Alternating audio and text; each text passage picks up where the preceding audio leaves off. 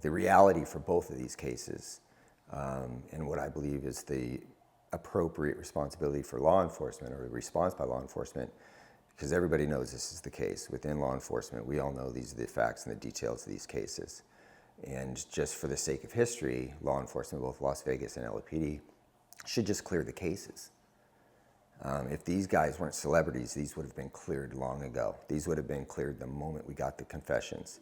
But because of the celebrity status of these and all of the accusations against law enforcement that have taken place over the years, they're very reluctant to take that step. But that would be, in my opinion, the right thing to do, is just clear these cases under mitigating circumstances. You don't have to prosecute people in order to clear cases. What does clear the case mean? Meaning that you come out and you say, for all intent and purpose, these are solved cases, but they're unprosecutable. Even Biggie's estate's lawyer said the same thing. He said these are not unsolved cases. You know, Perry Sanders himself, who was the representative of the Wallace estate, or the lawyer for the Wallace estate, those were his words. These are not unsolved, they're unprosecuted. And I agree wholeheartedly with that statement and that position, and law enforcement ought to come out and go, listen, we know the facts and the details, they're strong, there's compelling evidence to suggest these are the facts, and we're gonna clear them. And the other thing about that is that even if they do, if they clear them and somehow information comes in at a future date, they can always reopen cases. They can always apply new evidence, new information, and new facts to a case.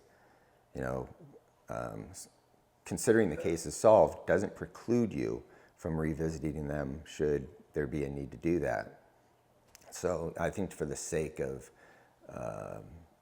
these two individuals and their place in history, they should not go down as unsolved murders, because they're not. We know what happened conclusively and definitively, and we ought to, that ought to reflect.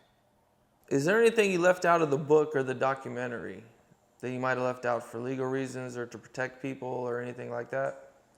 Yeah, I'm sure there was probably some names that I avoided putting on blast.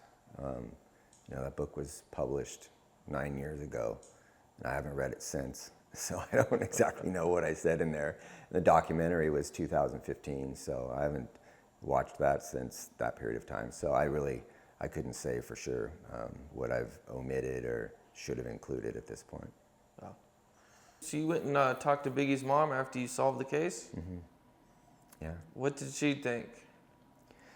Well, it was a very emotional thing, because I think that at one point she had to come to the realization that her beliefs were wrong, and that she pursued and spent a lot of time and energy and money pursuing a theory that was ultimately refuted. And so I think that obviously, I think that would cause you to have a sense of just uneasiness or regret. It's like, damn, you know, that was a lot of energy and heartache. And then knowing that even though now you know the truth, even though you have the facts and the evidence, no one's going to do anything about it. So it's a lose-lose.